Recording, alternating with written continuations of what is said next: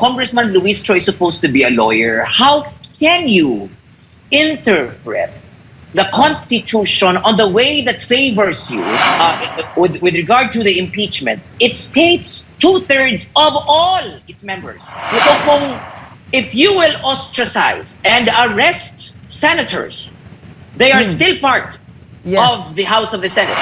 So what are the basis of them to be gone in the Senate? Resignation, death, incapacity. And they will say that because you're arrested, you're incapacitated. No. O, di ba? Tama naman po di ba mga kabayan, yung sinasabi niya, Atty. Regan, na bakit mo babaguhin yung konstitusyon nang naaayon sa'yo? Di ba? Na naaayon sa gusto mo? Mali po yun mga kabayan Di ba? Kahit hindi po mga attorney, mga lawyer, naiintindihan po yun. Sabi niya, kung hindi nga in-specify ng korte, dapat hindi mo i-specify. Hayaan mo ang korte mag-interpret. Wala kang sinabi yung korte, tapos ikaw may sasabihin ka patungkol doon sa 2/3. Sino ka? Di ba? Itong si Luis Troy, isa lang naman po itong lawyer, na kung saan, may kaso ang kanyang mister, itinago niya po. Di ba? Itinago po niya sa batas.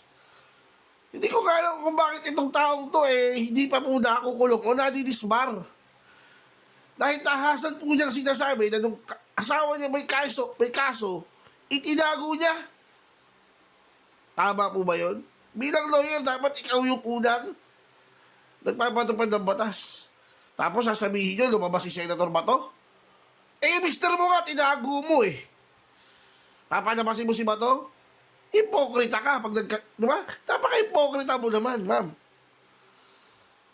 Kaya dapat talaga sa'yo, nadadali yan ni Atty. Regan.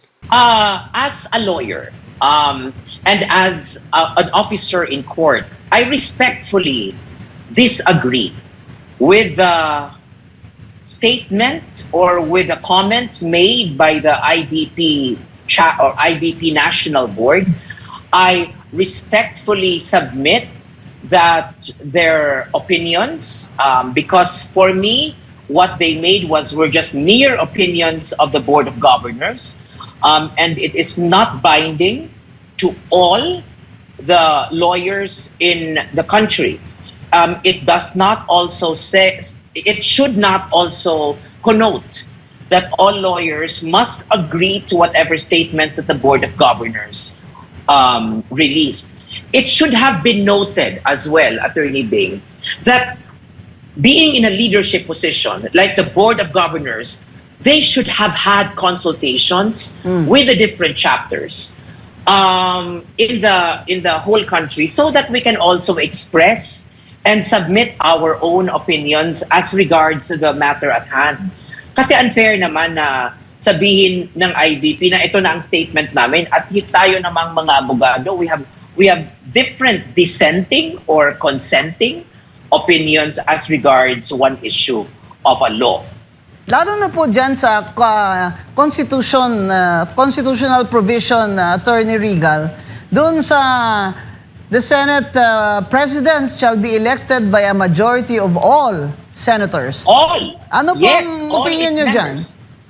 Because it's very, we cannot change the Constitution. I mean, the 1986 Constitution states very much clearly, Article 6, Section 16, Paragraph 1, it states that the Senate shall elect its president by not only a majority, it should be by a majority vote of all its members. Very clear. Why? There's no room for interpretation. It should be all its members. It's not, a member of 22 or a member of all of the members available to vote. Hindi naman sinabi yun All its members.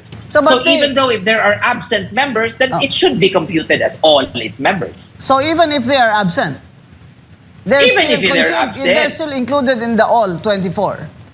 Correct. And when we say that Bato is hiding, that's speculative. We don't know that Bato is truly hiding. How can we say? I mean, yes, there is a warrant of arrest, but Senator Bato de la Rosa can still be considered as a member of the Senate. Yes. And if you say that Jinggoy Estrada was arrested, then the Senate, as a co-equal branch of government of the judiciary, may have its coercive power, maybe can request Yes. the court for leave, no? So that Jinggoy Estrada can attend. Not that they will just hold a meeting immediately and assume that they already have a quorum because there are two subtracted senators of minus Jinggoy and minus Bato. I think that's a wrong interpretation on the subject of quorum. And and this is why the Senate leadership or kung sino ba talaga ang Senate President ngayon ay malaking question mark pa para sa maraming tao. Kaya nag-file na ng petition sa Supreme Court si Senate President Alan Cayetano. Pero sa rules of the Senate, nakalagay din, hindi ba, Attorney Regal, na sabihin na natin na tama si Gatchalian, na siya ay acting president dahil absent daw si SP Cayetano. Sabihin na natin na tama siya, na siya ay valid na binoto siya dyan. Pero nakalagay pa rin sa rules of the Senate na hanggang walang na-elect na Senate President, ang existing or incumbent na Senate President ay siya pa rin gagawa ng functions ng Senate President. Yan po ang nasa rules. I agree with you, Attorney Bing. But the rules of the Senate also, when it comes to election of officers, is very clear. That election of officers, and the Senate pro tempore is one of the officers, it should be elected by all its members, majority of all its members. Just like the Senate President.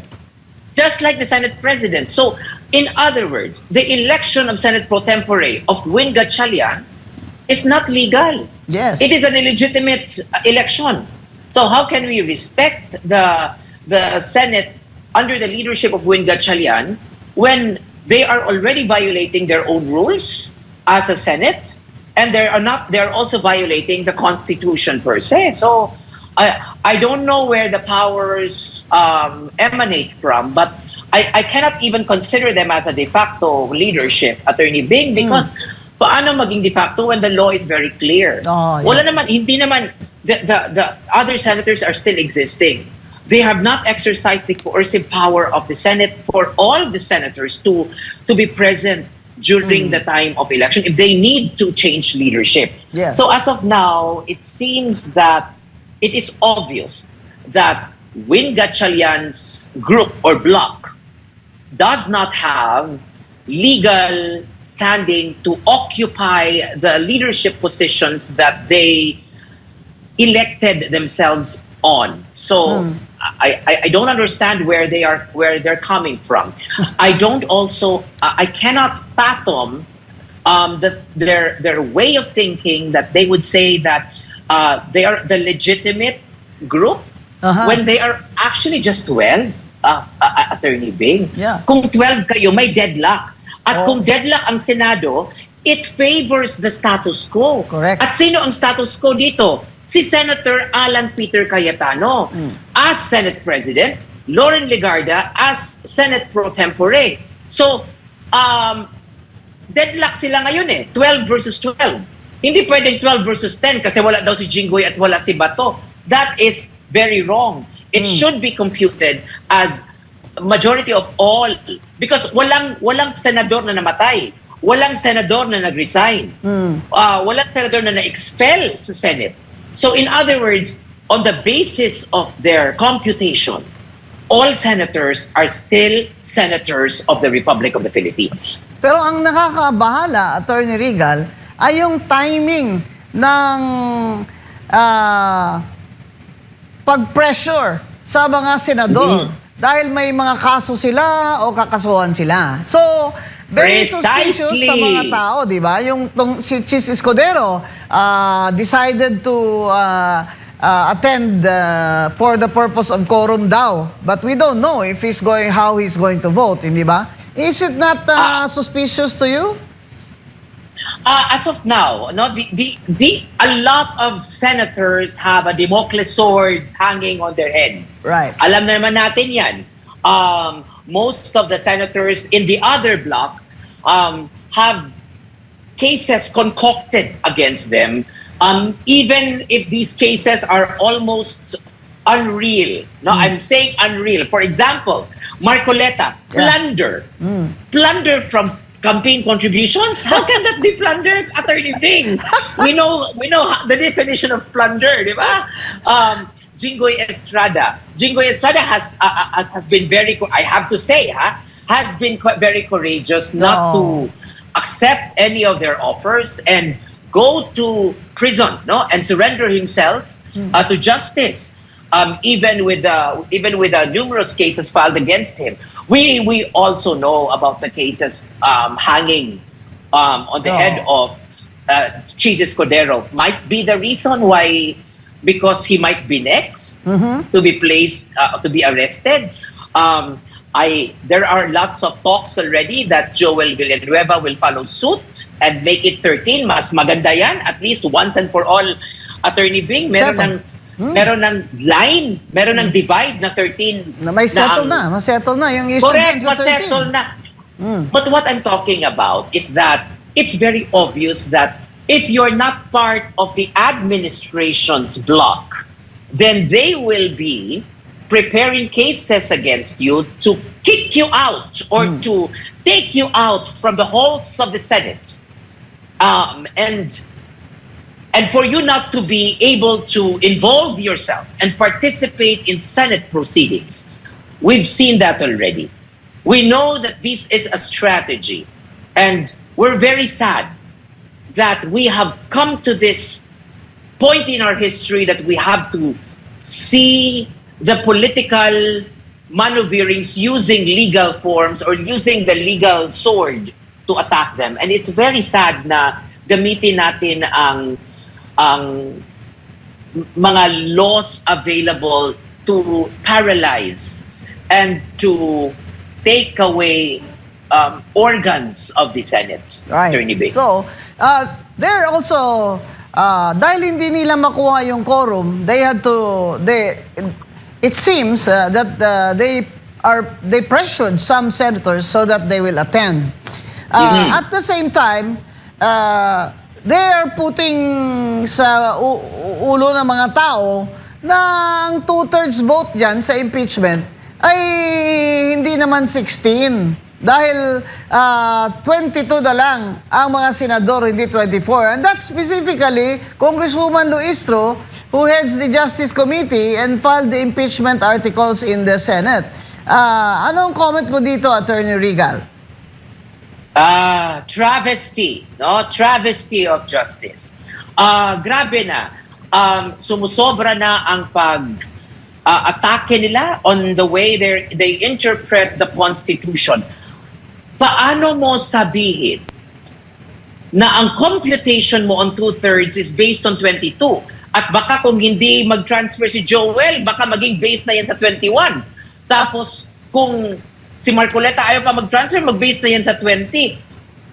Paano na? I don't know. Congressman Luistro is supposed to be a lawyer. How can you interpret the Constitution on the way that favors you when we all know that the Constitution, when it comes to the articles with regard to the impeachment, it states 2/3 of all its members. Yes. So if you will ostracize and arrest senators, they are still part of the House of the Senate. No matter. Even if they arrest the senators. Exactly, Attorney Bing, di ba? What are the basis of them to be gone in the Senate? Resignation, death, incapacity. And they will say that because you're arrested, you're incapacitated. No, we can still go to court and, ask permission. Yes. Because impeachment proceedings, and just like any proceedings, can be very important. And it can also be a landmark landmark act of the House of Senate. O, di ba? Tama naman po di ba mga bayan, yung sinasabi niya, Atty. Regan, na bakit mo babaguhin yung konstitusyon nang naaayon sa'yo. Diba? Na naaayon sa gusto mo. Mali po yun mga kabayan eh. Diba? Kahit hindi po mga attorney, mga lawyer, naiintindihan po yun. Sabi niya, kung hindi nga in-specify ng korte, dapat hindi mo i-specify. Hayaan mo ang korte mag-interpret. Wala kang sinabi yung korte, tapos ikaw may sasabihin ka patungkol doon sa 2/3. Sino ka? Diba? Itong sinuwistoresa lang naman po itong lawyer, na kung saan, may kaso ang kanyang mister, itinago niya po. Diba? Itinago po niya sa batas. Hindi ko alam kung bakit itong taong to, hindi pa po nakukulong o nadidisbar. Dahil tahasan po niyang sinasabi na nung asawa niya may kaso, itinago niya. Tama po ba yun? Bilang lawyer, dapat ikaw yung unang nagpapatupad ng batas. Tapos sasabihin nyo, lumabas si Senator Bato? Mister mo nga, tinago mo Papanabasin mo si Bato? Hipokrita ka. Diba? Napaka-hipokrita mo naman, ma'am. Kaya dapat talaga sa'yo, nadadali yan ni Atty. Regan. And being a co-equal branch, the judiciary must not hamper the service that a senator can do. That's right. This is the first time, Attorney Regal, that this issue of what is 2/3 to impeach an impeachable officer like the Vice President Sara Duterte. This is the first time na nangyayari ito. Kasi it's never been a question before, di ba? Kay Chief Justice Corona, di man ito question, di ba? Yung kay ERAP, di man ito question. Yung kay Merceditas Gutierrez, di ba? Hindi man ito question na ano ba talaga ang 2/3 vote, dahil klaro naman talaga na 2/3 ng 24, dahil 24 naman ang senador na hinalal natin. Hindi naman tayo nag-elect ng 22 hindi naman sinabi ng konstitusyon na all members except those in jail. Hindi ba? Kasi sa akin, they have to interpret the Constitution strictly, because the impeachment is an extraordinary act of the Senate. Biro mo There yung you minuto go. ng 32 million na katao, bigla mo na lang yan naalisin dahil babawasan mo yung 2/3. Kung hindi nila makuha ang 2/3, wala silang 16 na senador, babawasan nila yung 24. Matay. Ang bright mo talaga, Congresswoman Luistro. Kung minsan You hit the nail on the head. bilib na Attorney bilib Bing. ka talaga sa sarili mo, Congresswoman Luistro. Sobrang, parang, alam mo, sometimes you think we're stupid, but it's too much that you think we're always stupid. Matay. That's why, this House of Representatives Committee on Justice, they also counted, Attorney Regal, their 2/3 vote doon sa who will approve the filing of the articles of impeachment against VP Sara. Di ba 2/3 din yon nila? 2/3. Never naman niya kinwestiyon doon. Never naman nila sinabi, 2/3 lang ito ng present, ha? 2/3 din ng Precisely. lahat ng House of Representatives, ng mga to congressman. impeach. Oh, to to pass impeach. the articles of impeachment, it's Oh. 1/3 of all the members of Congress. Wala Oh. namang sinabi nila 1/3 of those present or 1/3 of those who will be there in the House of Congress. So sila mismo, Ngayon, sila mismo dyan sa House, they followed it. Tapos karon now, she is suggesting that it can be 22. Alam mo, minsan, sobrang bilib na sa sarili ito si Congresswoman Luistro. Talaga. Exactly. Masyado At nang kaninong bilib sa kasalanan sarili. naman ito? Pinatakas yung asawa niya na accused of rape. So, Attorney Regal, we have this situation now ng Blue Ribbon Committee of Senator Pia Cayetano and Senator Marcoleta are also with Senate President Cayetano. The last time nag-hearing na sila. So, ang sinasabi naman ni Erwin Tulfo, English speaking talaga to si Erwin Tulfo, American citizen siguro ito no? Sabi ni Erwin Tulfo, they are legitimate. Di ba? They're bastards, sabi niya yung committee ni Senator Marcoleta and Senator Pia. Pero siya mismo, hanggang ngayon, hindi siya nag-hold ng kanyang hearing na as Blue Ribbon Committee. Napansin mo yan? Yes, because he knows he is illegitimate. He does not have legal background and Oo. backing Oo, as yung- regards being elected legitimately. Oo. Because when they could have read the Senate rules. Oo. And when they read the Senate rules, it's very obvious. Officers in the Senate must be elected by majority of all its members. All, yan. Alam nga nila, Attorney Bing, na siguro when they reviewed the Constitution, ang Constitution kasi, isa lang ang sinabi doon, that the Senate President will be elected by all or majority of all its members. Yes. Yun lang ang sinabi ng Senate, ng Constitution natin. Pero hindi nila ni-review ang kanilang Senate rules, maybe during that day, that Rule 2 of the Senate states that officers of the Senate will be elected by majority of all Yes. members. Tapos sabihin nila, wala daw yun sa konstitusyon.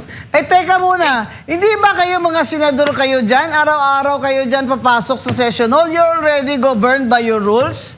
Otherwise, there will be chaos. Hindi ba? Precisely. Tapos, ngayon na hindi pabor sa inyo ang rules, sasabihin nyo, the rules, hindi yan tama yung rules. Hindi naman sinabi ng konstitusyon. So, sinasabi nila, senador na sila, Supreme Court pa sila. You see? Sila na ngayon na nag-i-interpret ng constitutional provision at ng kanilang rules na pero sa legal principles natin at alam naman na ng lahat ng mabubuting abogado at abogada na where the constitution does not distinguish or the law does not distinguish, you should also not distinguish. Not distinguish. Oh. At the same that time, is a basic fundamental rule in our studies, right? Yes, and that the purpose Oo. of the rules is precisely to ensure order and an orderly conduct of the proceedings. Kung kayo mismo, mga senador, mag-question ng sarili ninyong rules para mailagay ka lang, Senator Gatchalian, as acting president dahil pro tempore ka, ano yung itsura mo dyan? Ano itsura mo dyan? Alam mo, hindi mo siguro na-fulfill yan, Senator Gatchalian, kasi hindi ka abogado. Kasi kami mga abogado, we will not put ourselves in that position. Bakit hindi si Kiko Pangilinan ang nag-pro tempore at nag-acting president? Siguro hindi siya pumayag. Kasi that's very I'm sure. funny, hindi ba? Katatawanan I'm sure. ka ng lahat ng abogado pag ginawa mo yan. Kaya siguro bakit, sabi ko, bakit din si Gatchalian nilagay nila dyan?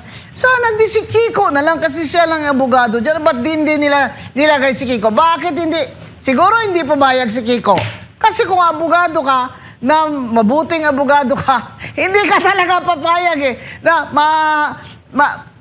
ma-divide na itong Senado, tapos ikaw ang gagawing sangkalan. Yan, Senator Kiko Pangilinan from the UP College of Law. Itaas mo ang bandila natin. Masyado namang senador na kayo, feeling nyo, justices of the Supreme Court pa rin kayo. At yung interpretation nyo is favoring you. Sobra namang interpretation na self-interest nyo yun. Kaya, I'm calling them out. Tapos sabihin lang, di ba, friends naman yan? Kinampanya ko kaya yan si Kiko Pangilinan. Lenny Kiko kaya ako. Sobra kahit doon sa maliliit na mga kalye-kalye doon, sa Quezon City, ang dilim-dilim, no? Punta ako doon. Hawak kamay ko siya. Sigawan kami doon, Lenny, Kiko. Gawa pa nga ako ng kanta ko para sa kanya, Attorney Regal, Yung... Ano yun? Ano yung kanta na yan? Kung maputi na ang buhok ko. Di ba? Nag-record pa ako ng kanta, Ganun ba? Ang lakas ng amats ng ibang tao dyan magsabi na DDS ako. Pero ang laki ng tulong ko sa inyo, Pati na yun si Bam Aquino, laki ng tulong ko dyan sa kanya. Pero ngayon, ano ba yan nangyayari dyan sa mga taong ito na dati ay tingin ng tao sa kanila ay sila na talaga ang ehemplo ng marangal na tao dahil sa mga apelyido nila. Ngayon, inaalaw nila na ganyan King Kuyan na yan eh. Kung sa Ilonggo pa black, King Kuyan na. Pang King Koy na ba? Kaya mahirap Attorney talaga. Bing. Ayan Correct, ang ginagawa Attorney nyo Bing. ngayon Yun sa lang Senado naman eh. ng Pilipinas. Correct. Yun lang naman kung saan tayo dapat mag-side is on the right side. It's on the correct side. It's on the legal side. Oo. At obvious naman, I agree with what you said. Kung alam ng block ni Sherwin Gatchalian ang ginagawa nila, they should have placed a lawyer. I mean, di ba Kiko Pangilinan could have been a qualified Senate pro tempore. Biro mo. Cheese Escudero was there. Oh. Bakit nila ginawang presidente din si Cheese? Ay, bakit Oh, Blue si Ribbon Kiko. nila si Erwin Tulfo? O yun na nga eh, kasi bend the law eh. Malay ba ni...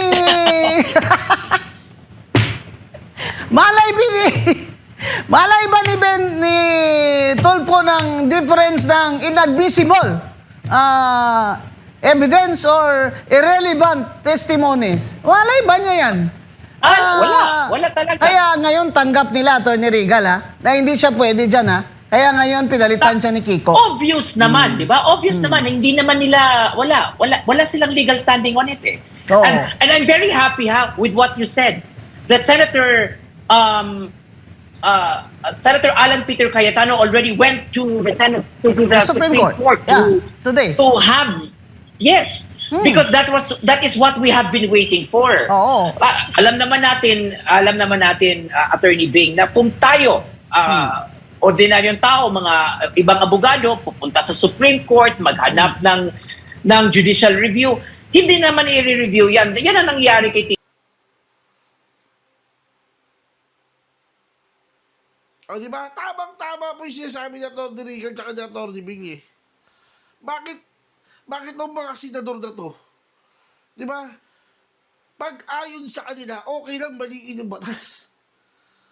Di ba mga kabayan? Nung naalala nyo nung nag-walk out yung Onseng Judas, nung nag-walk out mo yung Onseng Judas, naiwan po doon si Tuta Soto. Ngayon, nagtanong po si Atty. Marcoleta, Senator Marcoleta, do we have a quorum? Dahil 12 po sila eh.